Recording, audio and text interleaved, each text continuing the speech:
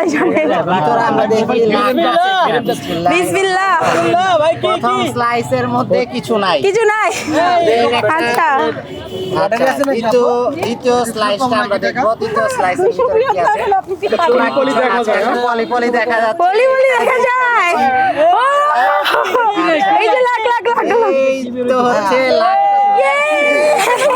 কত পাইছেন ভাই কত? কত আছে এখানে? এখানে মনে হয় 50 টাকার নতুন নোটটা আছে। আমরা একটু দেখবো। এই যে লাখ আপনারা দেখেন। আমরা একটু এইটা খুলে দেখি। লাখ। আলহামদুলিল্লাহ আমাদের লাখ টাকা একটা সেল করেছি। কে কিনলে টাকা?